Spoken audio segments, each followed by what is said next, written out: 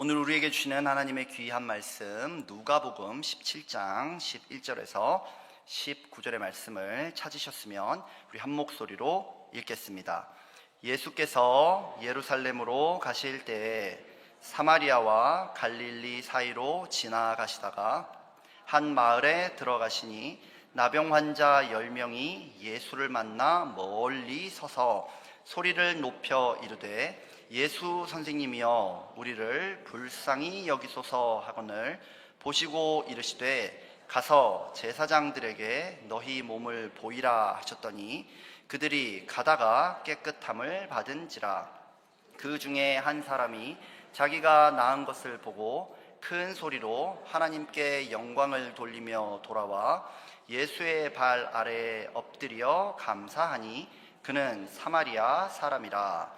예수께서 대답하여 이르시되 10사람이 다 깨끗함을 받지 아니하였느냐? 그 9은 어디 있느냐? 이 이방인 외에는 하나님께 영광을 돌리러 돌아온 자가 없느냐 하시고 그에게 이르시되 일어나 가라, 내 믿음이 너를 구원하였느니라 하시더라. 아멘. 오늘 본문은 예수님께서 나병 환자 10명을 치유해 주신 사건을 기록합니다. 십자가를 지기 위해서 예루살렘으로 가시던 예수님께서는요, 사마리아와 갈릴리 사이에 어떤 마을을 지나가고 계셨어요. 그때 10명의 나병 환자가 나타납니다. 예수님을 향해서 소리를 질러요. 자신들을 불쌍히 여겨달라고 말입니다. 이 당시는 나병에 걸리면 공동체로부터 격리되어서 사람 대우를 받지 못하고 사는 그런 아주 끔찍한 신세가 되고 말았고요. 그렇기 때문에 나병은 곧 하나님의 징벌로 여겨졌습니다. 나병 환자들의 부르짖음에 예수님은 직접 그들을 고쳐주시는 대신 제사장들에게 가서 몸을 보여주어라, 너희 나은 몸을 보여주어라, 이렇게 말씀하세요.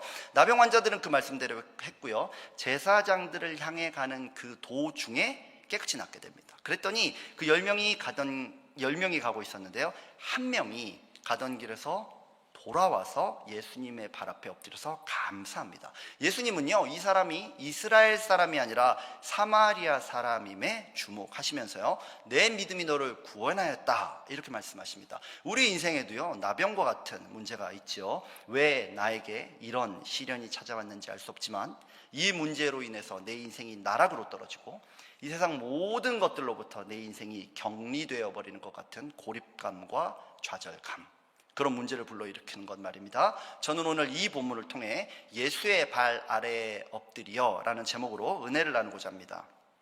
첫째로 저는 10명의 나병 환자에게 초점을 맞추어서 본문을 읽어보고 싶어요. 오늘 본문에 앞서서 누가복음 9장에서는요, 예수님께서 죽음을 결심하고 예루살렘으로 향하십니다. 그리고 드디어 오늘 본문까지 오신 거예요. 11절을 보면요, 예수님이 예루살렘에 가시려고 사마리아와 갈릴리 사이의 어느 지역을 지나가고 계셨다, 이렇게 기록합니다. 그때 한 사건이 발생해요. 12절 13절을 보니까요, 나병 환자 10명이 예수를 만나 멀리 서서 소리를 높여 이르되 라고 합니다. 왜 이 사람들은요, 다른 환자들처럼 예수님 앞으로 달려나오지 않았을까요? 병이 나으려면 예수님 앞에 어떻게든지 가가지고 뭐 기도를 받든지 뭔 수를 써서라도 하여튼 간에 예수님을 만나야 되잖아요. 근데 가까이 오지 않아요. 그리고 멀리서 목이 터져라고 부르는 겁니다. 우리를 불쌍히 여기소서. 왜 이러는 걸까요?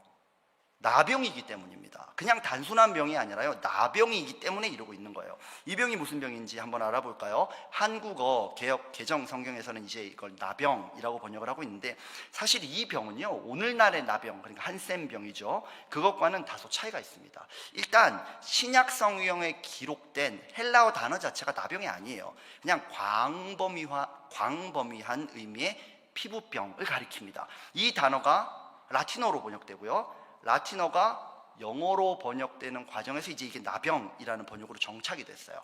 한국어 신약 성경도 그렇게 됐고요, 구약 성경도 그것에 영향을 받게 됩니다. 구약 성경 레위기 13장을 보면요, 나병이라고 부르는 병의 증상이 나와요. 근데 이 증상을 자세히 보면 오늘날의 나병과 너무 많이 달라요. 피부에 종기나 색점이 생기거나, 털이 탈색되거나, 피부의 특정 부위가 다른 피부와 달라지면 그게 나병입니다. 오늘날 나병 환자들의 가장 구체적인 특징이 무엇일까요? 신체 특정 부위에 감각이 없어진다든지 아니면 신체 말단이 이렇게 손상되는 현상이 발생하잖아요. 근데 성경의 나병은 이런 증상을 포함하고 있지 않습니다. 오히려 피부 질환에 가까워요. 이런 언어적인 근거, 성경적인 근거 때문에 성경 번역자들은 요즘 이 병을 나병이 아니라 악성 피부병 내지는 피부 곰팡이증 이렇게 번역하는 게 어떠냐 이렇게 제안하기도 해요. 저는 이 주장이 매우 설득력이 있다고 생각합니다. 그럼 나병, 한센병 이렇게 무서운 병이 아닌데도 왜 이 10사람은 다른 사람들로부터 자신들을 스스로 격리했던 걸까요? 율법 때문입니다. 율법에서는요, 나병을 제의적으로 종교적으로 아주 부정한 병으로 다뤄요. 이 병에 걸리면요, 그 사람은 하나님 앞에 나와서 제사를 못 드리게 됩니다.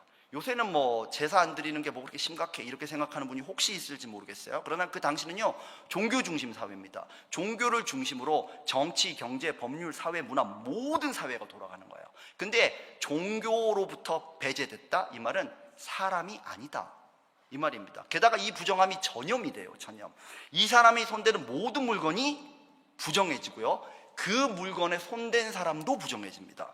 유대 랍비들은요, 이런 규정까지 만들었어요. 나병 환자가 지나가는데 바람이 쫙 불잖아요. 그러면 바람이 불어가는 쪽으로 23m, 75피트 거기가 다 부정해진다 이렇게 보았습니다. 그 안에 있는 모든 사람, 모든 물건이 다 더러워진다는 뜻이에요. 그러니까 이 나병 환자는요, 공동체로부터 격리돼야 되는 거예요. 마을 밖에 살아야 됩니다. 머리를 풀어헤치고요, 또 옷을 찢고, 죄송합니다. 옷을 찢고 머리를 풀어헤치고 다녀야 되는 거예요. 멀리서 누가 봐도 저거 나병 환자군 알아볼 수 있는 상태로 자기를 만들어야 돼요.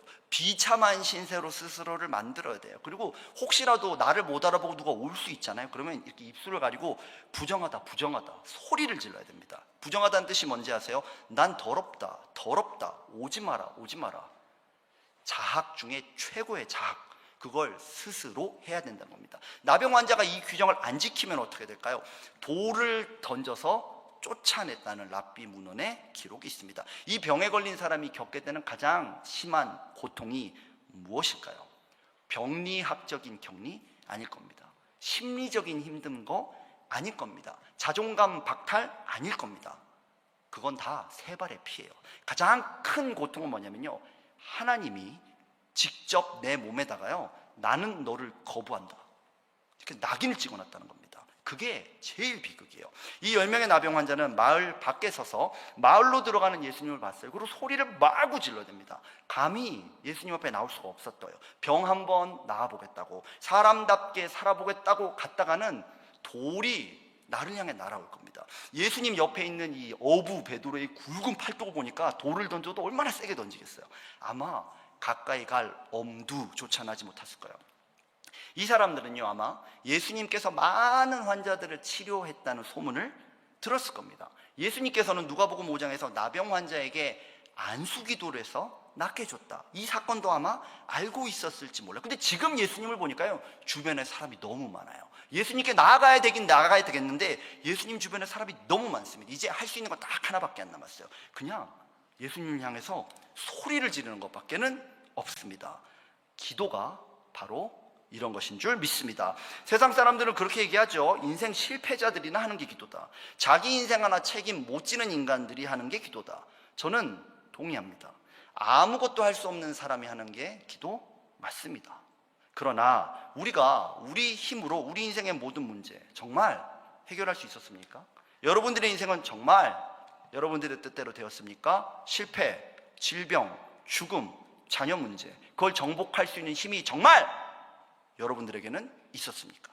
솔직히 안 되잖아요. 그런 점에서 기도하는 사람이야말로 정말 지혜로운 사람이고요, 마침내 어떤 문제도 이기게 될 줄 믿으시기 바랍니다. 왜요? 내가 기도하기 때문에 이기는 게 아니라요, 그 기도를 듣는 분이 계시기 때문입니다. 오늘 본문을 보니까요, 나병 환자들이 마구 부르짖어요. 살려주세요, 도와주세요. 그걸 듣는 분이 있습니다. 그분은 그 소리를 들으셨고요, 주목하여 보셨습니다. 오늘 이 예배에서 우리가 힘써 예수의 이름을 부르면 주님이 응답할 줄 믿습니다. 근데 이상하죠. 원래 그들의 예상, 그들의 플랜은 이랬던 것 같아요. 자기들이 예수님 도와주세요. 그럼 예수님이 무슨 좀 신통한 약을 발라주든지, 아니면 안수기도라도 해서 좀 낫게 해줘야 되지 않아요? 근데 그렇게 안 하시는 거예요. 가만히 계신 거예요. 우리가 예수님 가까이 가면은 우리가 돌 맞을 수도 있으니까 예수님이 우리 배려해서 그러시는 것보다, 그럼 이제 예수님이 오시는 것밖에 방법이 없죠. 기다리는데 예수님이 안 오세요. 내가 소리 질렀는데 예수님도 소리 지릅니다. 제사장한테 가라! 전혀 다른 답을 하시는 거예요. 와, 세상에나. 여러분, 나병은요 종교적이고 제의적인 질병이기 때문에요 제사장이 진단을 했습니다. 그리고 그가 나았는지 안 나았는지 여부도 제사장이 판단을 해요. 제사장이 면밀하게 검사한 결과 나병이 나았으면 그 사람을 데리고 성전에 갑니다. 그리고 제물을 잡아요. 그리고 제사를 드린 후에야 완전해지고 정결해지고 공동체 안으로 복귀합니다. 그러니까요 병이 나았다고 끝나는 게 아닌 거예요. 제사장을 만나야 돼요. 성전에 가야 돼요. 제사를 드려야 된다는 겁니다. 근데 이 제사가 보통 제사가 아닙니다. 총 8일 동안 드리는 제사예요. 새 2마리로 시작해서 순양 2마리, 암양 1마리, 돈 들어가는 소리가 막 들리죠. 각종 곡식과 기름, 속죄제, 속건제, 번제, 소제 다 드려야 됩니다. 시간, 물질, 에너지, 엄청난 헌신이 필요한 일이에요. 근데 지금 이 나병 환자들의 상태는 어떤가요? 낫지 않은 상태란 말입니다. 낫지도 않았는데 제사장한테 가라는 거예요. 나은 사람처럼 믿고 그렇게 행동하라는 겁니다. 이게 쉬울까요? 아니요, 절대 그렇지 않습니다. 제사장이 어디 산골, 오지, 광야, 한복판 이런 데 살겠습니까? 아니에요.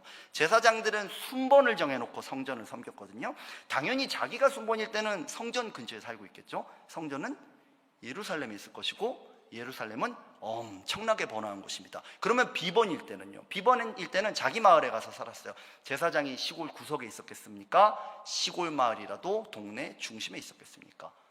중심에 있었을 겁니다. 그러면 제사장을 만나러 가는 그 길은 절대로 안전한 길이 아닙니다. 사람들과 마주치기라도 하면요 돌멩이보다 더 차가운 모욕이 쏟아지고요 더 날카로운 비난이 내 심장을 파고들 겁니다. 그래도 가라고요? 예수님은 치료도 안 해줘, 기도도 안 해줘. 그냥 가라, 그냥 가라 소리만 지르시는 거예요. 잠깐만요 예수님, 지금 예수님 너무 앞서가시는 것 같아요. 지금 이거 낫게 해주고 그 다음에 가라 그래야죠. 그게 상식하니까요. 그리고 예수님 율법 혹시 아세요? 제사장한테 갈 때는요 나은 다음에 가는 겁니다. 예수님 율법을 읽어보시기 바랍니다. 그런 마음이 들지 않았겠어요? 근데 예수님 그런 거 싹 다 무시합니다. 다 나은 사람처럼 그냥 가, 죽으란 소리로 들렸을 겁니다. 여기서 10명의 나병 환자들은 선택해야 됩니다. 열왕기하 5장의 나병 환자 나아만처럼요 내 생각에는 말이지, 하나님의 사람이라면 말이지 당연히 이렇게 해야지, 때려치워라, 기도고 나발이고 뭐 됐어, 그럴 수도 있고요 하나님의 말씀대로 순종할 수도 있습니다. 10명은요 가기로 결단합니다. 순종합니다. 쉬운 게 아닙니다. 목숨을 걸고 순종하는 겁니다. 그리고 그 결과는 무엇입니까? 하나님의 실수 없는 응답, 기적인 줄 믿습니다. 아멘. 히브리서 11장 1절 말씀을 우리 다 함께 큰 목소리로 여러분들이 읽어보겠습니다.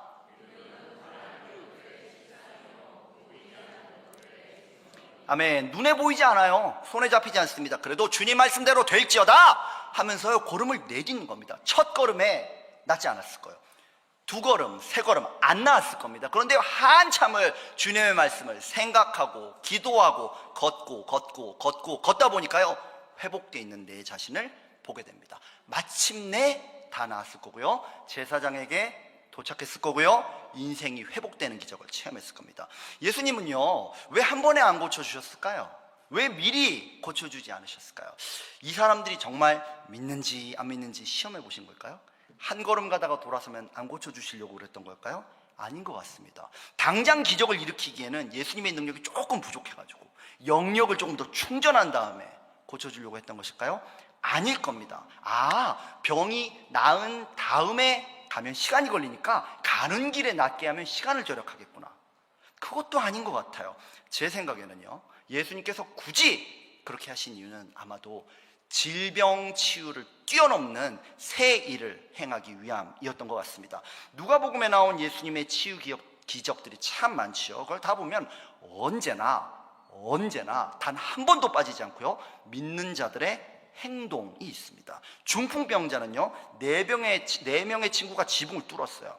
지배국 로마의 백부장은요, 자기 종을 위해서 식민지 이스라엘의 목수 앞에 간구하게 됩니다. 고위 종교 지도자 회당장 야이로는요, 자기 명예를 헌신짝처럼 버립니다. 다 뭔가 자기 생각과 상황을 뛰어넘는 믿음의 행동. 믿음이란 뭡니까? 여러분, 입으로 그냥 나 믿어요, 그거 아닙니다. 머리로 동의합니다, 그것도 아닙니다. 참 믿음에는요, 반드시 행동이 따라오게 되어 있습니다. 아까 읽은 히브리서 11장을 보면요, 그 구절 다음부터 믿음의 영웅들 얘기가 다 나와요. 뭐 아벨, 노아, 아브람, 다 행동으로 뭘 했는지를 기록합니다. 구원은 믿음으로 받아요, 맞습니다. 근데요, 믿는 자는 행동하게 됩니다. 내가 믿는다고 하면서 행동이 안 나온다? 믿지 않고 있는 것입니다. 그러나 이 나병 환자들의 상황을 한번 볼게요. 처음에는요, 멀리 섰어요. 안전하게 외쳤습니다. 손해보지 않고 외쳤단 말입니다. 본문 13절을 보면 예수님을 향해서 예수 선생님 이렇게 부르죠. 이 선생님을 가리키는 헬라어 단어가 뭐 탁월한 영적 지도자, 뭐 스승님 이런 단어가 아닙니다. 두목 대장님, 이 단어를 쓰고 있어요. 이 사람들의 눈에는요, 예수님은 그저 많은 무리를 끌고 다니면서 병을 고쳐주는 분, 치유의 기적을 행하시는 분 정도로만 보였던 것 같아요. 그런데 그런 그들을 향해서 예수님은 과제를 내주신 겁니다. 믿음을 분명히 증거할 수밖에 없는 상황을 만들어 버리세요. 제사장을 향해서 걷고 있는 네 믿음을 증거해. 질문이 들어요. 그냥 왜 안 고쳐주세요? 기도만 하면 그냥 바로 착착착 응답해 주시면 좋잖아요. 왜 우리가 해야 될 몫을 예수님은 남겨놓냐는 겁니다. 우리의 순종이 없으면 예수님 기적을 못 일으키는 걸까요? 아닙니다. 우리의 형편과 아무런 상관없이 예수님은 기적을 원하실 때 원하시는 방법으로 일으키실 수 있어요.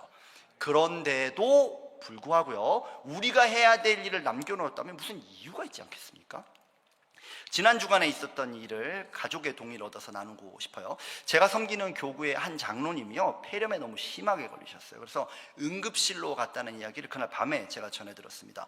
호흡이 너무너무 힘든데 항생제도 통하지 않고 통증은 너무너무 심각하다는 거예요. 그래서 그날 밤과 또 그 다음날 새벽 예배 때 우리 온 성도님들이 힘써서 중보기도 해주셨죠. 새벽에 저도 이제 기도를 하고 있는데 하나님께서 오늘 즉시 신방을 가라는 감동을 너무 강력하게 주시는 거예요. 저는 그런 경험이 많지 않습니다, 여러분. 근데 너무 감동이 강한 거예요. 근데 그날 이미 제가 신방이 2군데가 잡혀 있었고 오후에는 또 해야 될 많은 일들이 있었기 때문에 도무지 시간이 나지 않는 거예요. 근데 그때 마음속에 무슨 생각이 드는지 아십니까? 준영아, 너 성도들한테는 하나님께 순종하라고 설교할 거지? 그러시는 거예요. 어쩔 수 없이 하나님의 말씀에 순종해서 병원에 갔어요. 그래서 이제 그 장로님의 이름으로 입원 환자를 검색을 했죠. 근데 없다는 거예요. 그런 환자가 없다는 거예요. 하나님, 이것 좀 보세요, 이게 뭡니까? 그러려다가 그럼 큰일 났겠죠. 마음을 다잡고 응급실 없는 거예요. 중환자실, 중환자실에 누워 계셨어요. 그래서 입원 리스트에 없었던 겁니다. 이제 올라갔는데 정말 제가 들은 대로 상태가 너무너무 안 좋으셨어요. 산소호흡기를 꼈는데도 숨을 못 쉬시더라고요. 기침을 한 번 할 때마다 온몸이 너무 큰 고통을 겪으시는 거예요. 저는 이제 차를 타고 오면서 이제 말씀을 준비했기 때문에 그 말씀을 이제 급하게 준비한 그 말씀을 전하려고 했는데요, 세상에 손이 너무 긴장해서 손이 미끄러운지 성경의 페이지가 안 넘어가는 거예요. 막 하는데 제가 이렇게 정해놓은 그 구절이 안 나타나는 거예요. 그 장로님은 숨쉬기 어려운 그 눈으로 저를 이렇게 막 보고 계시는데 저는 성경이 안 넘어가요. 정말 제 숨이 탁탁 막히는 거예요. 장로님은 내 얼굴 보고 있고 나는 안 넘어가는 성경을 보고 있고, 그러다가 정말 하나님 원망스러운 거예요. 아니 하나님, 그러니까 내가 잘 준비해가지고 왔으면은 이런 일 없었죠, 이런 생각이 막 여기서부터 솟구치는데 결국 그 성경 본문을 못 찾았어요. 못 찾아서 뭐라 그러냐면, 에라이 모르겠다, 어차피 이렇게 된 거 아무데나 눈에 보이는 구절을 일단 읽자. 하나님 말씀은 말씀이니까 믿습니다. 그리고 진짜 펴져 있는 거 보고 아무데나 읽었어요. 근데 그 구절이 뭔지 아세요? 시편 41편 3절 말씀이었습니다. 함께 읽어보겠습니다. 여호와께서 그를 병상에서 붙드시고 그가 누워있을 때마다 그의 병을 고쳐주시나이다. 아멘. 지금이니까 아멘이죠. 그때는 무슨 생각이 드냐면 그 구절인데 아차 싶은 거예요. 지금 너무 아파, 약도 안 들어요, 난리도 이런 난리가 아니에요. 근데 이 말씀을 읽고 있는데 이 말씀대로 안 되면 이건 어떻게 해야 되나? 에라, 이제 난 모르겠습니다. 그리고 이제 그 말씀으로 이제 제가 아는 선에서 열심히 말씀을 전하고 또 그 말씀을 붙들고 간절히 기도하고 나왔어요. 이런 상황에서는 여러분, 목사도 진짜 순종이 너무너무 힘들어요. 근데 신기한 일이 있었습니다. 저는 믿음이 불신에 순종을 하면서도 이 불신이 막 올라오는데, 장로님은 거의 말이 아니라 숨 자체를 못 쉬었으니까. 근데 아멘, 와, 그 소리가 산소 호흡기를 뚫고 제 귀에 딱 들리는 겁니다. 그리고 그날 밤 제 카톡에 불이 났습니다. 장로님이 갑자기 회복되면서 기침이 잠잠해지고요, 호흡기도 떼버리고요, 항생제도 너무 잘 듣고 맛있는 식사를 하고 있는 사진을 딱 찍어서 저한테 카톡으로 짠. 그 장로님의 며느리가 간호사입니다, 여러분. 그 장로님의 딸도 간호사입니다. 뭐라 그러냐면요, 이런 일은 기적입니다.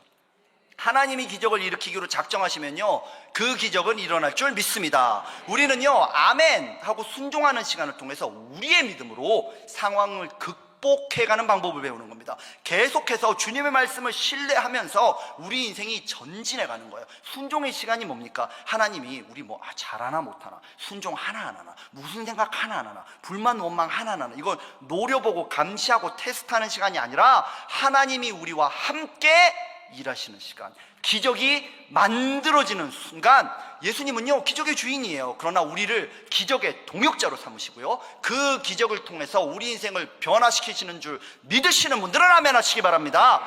그것이 바로 기적의 목적.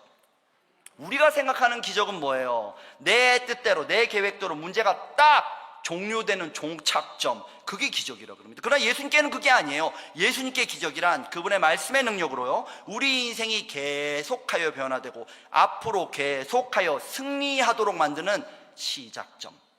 저는 이번에 저의 작은 순종을 통해서, 또한 저의 작은 실수를 통해서 온 성도님들의 폭발적인 중보기도의 힘을 체험하고 왔습니다. 여러분들에게도 동일한 역사가 나타날 줄 믿습니다. 혹시 여러분 가운데도요, 간절히 기도하는데 응답이 더디 이루어지는 분 있을 겁니다. 하나님이 전혀 다른 방향으로 말씀하는 분 있을 겁니다. 내 아젠다는 이건데 하나님은 전혀 다른 데서 순종해라 라고 말씀하시는 경우가 분명히 있을 것입니다. 내 기대가 아니라 하나님의 기적을 기대하는 여러분 되기를 축원합니다. 아멘. 오늘 본문을 조금 더 살펴보면요, 이 이야기는 10명이 나았다는 얘기로 끝나지 않아요. 그 가운데 한 사람이 있었죠. 바로 그 사람이 돌아와서 하나님께 영광을 올려드리며 감사하게 됩니다. 그래서 저는 이 한 명의 나병 환자에게도 주목을 해보려고 합니다. 이 사람은 가던 길을 돌아왔어요. 그는 큰 소리로 하나님께 영광을 돌리며 예수님께 감사합니다. 아까는요, 선생님 저를 불쌍히 여겨주세요 소리를 고래고래 질렀는데, 지금은 그 똑같은 입술로 하나님께 큰 소리로 영광을 올려드려요. 자신을 치유해 주신 예수님께 감사하는 이 사람의 마음이 참 귀하죠. 그러나 아마도요, 제자들을 비롯한 그 시대 사람들이라면요, 속으로 아마 다 이렇게 생각했을 겁니다. 뭐야 저 사람, 왜 제사장한테 안 간 거야? 예수님도 가라 그랬잖아. 제사장한테 가야지, 가서 몸을 보여야지, 진단을 받아야지, 제물을 드려야 되는 거야. 제사를 드려야 깨끗하지. 나병은 피부병이 아니거든. 다 그렇게 생각했을 거예요. 앞서 말씀드린 것처럼 나병이란 병리적인 관점보다는요, 이 제의적인 의미가 훨씬 중요하기 때문입니다. 이 사람 왜 안 갔을까요? 왜 안 갔을까요? 본문이 설명을 해줍니다. 16절은 그는 사마리아 사람이라. 안 간 게 아니라요, 못 간 겁니다. 사마리아는요, 과거 북이스라엘의 수도였죠. 그래서 이 북이스라엘이 어떤 나라인가요? 기원전 722년에 아수르라는 나라에서 멸망당합니다. 이 아수르, 이방 나라 아수르는요, 강제 이주를 통한 민족 혼합 정책을 펼쳐요. 그러면서 사마리아 사람들이 원래는 아브라함의 자손이었는데요, 혈통적인 정체성이 흔들려 버립니다. 그리고 그 틈으로요, 이방 문화가 들어오게 되고요, 영적 정체성도 흔들려 버려요. 같은 아브라함의 자손인 것 같은데요, 시간이 지남에 따라 사마리아 사람들은 이방인화 되었고요, 유대인들의 무시를 받고 각종 갈등을 빚는 철천지 원수가 되었습니다. 유대인 입장에서 보면 사마리아인이란 하나님의 백성이 될 수도 없고 되어서도 안 되는 부정하고 더러운 이방인보다 못한 존재. 예수님 앞에 돌아온 사마리아인도 그랬을 겁니다. 유대인 나병 환자 9명과 같이 있을 때는요, 어차피 그 사람들이나 나나 다 부정해요. 그러니까 어떻게 동병상련하면서 살았겠죠. 함께 지냈겠죠. 근데 나병이 낫고 나니까 달라지는 겁니다. 그 사람들은요, 제사장 만나러 갈 거예요. 성전에 들어갈 거란 말입니다. 제사도 드릴 거고 정상이 될 거예요. 근데 나는 제사장을 아예 못 만나요.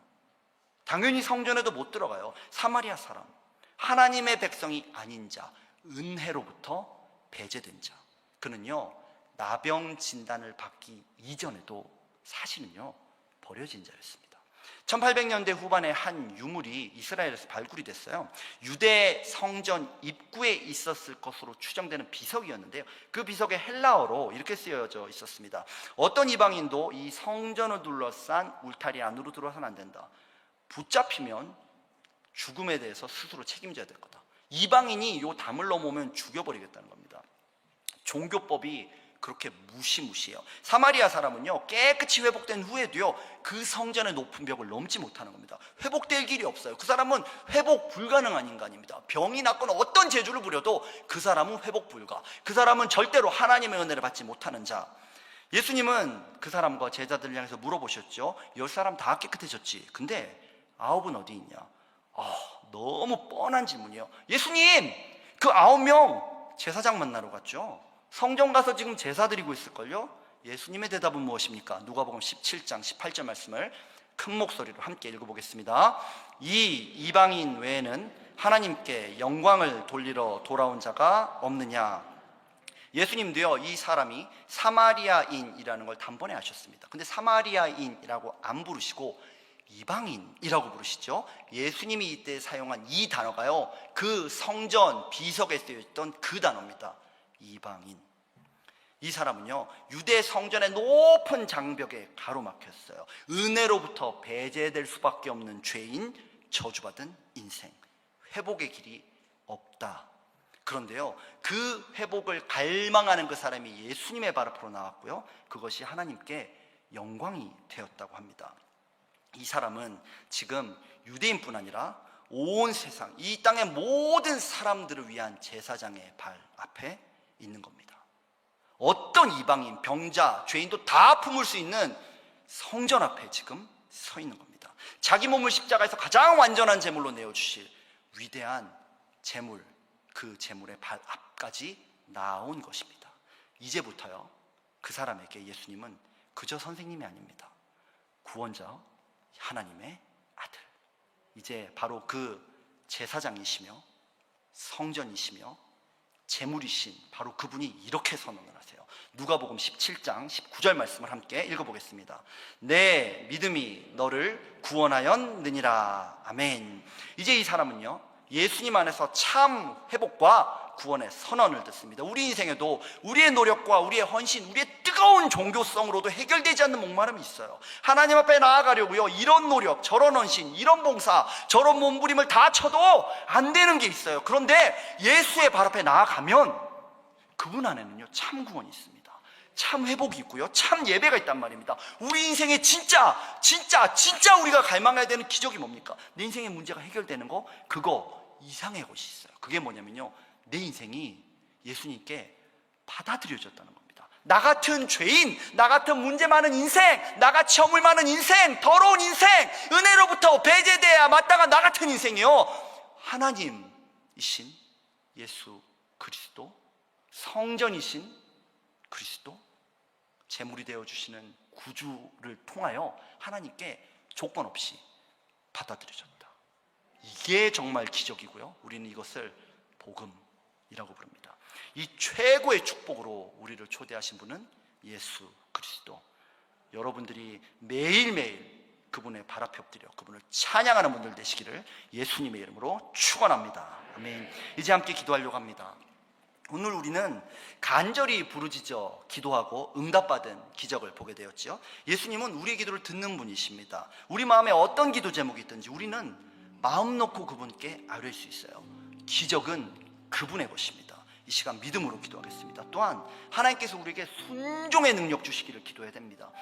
순종하고 행동하는 자만 참으로 하나님의 기적을 체험하게 됩니다. 기적 중에 최고의 기적, 예수님이 우리 인생의 가장 귀한 자리에 오시는 것, 또한 그분만이 내 인생의 왕이 되어 주시는 것, 이 믿음을 달라고 우리 다 함께 주여 한번 부르짖고 통성으로 기도하겠습니다.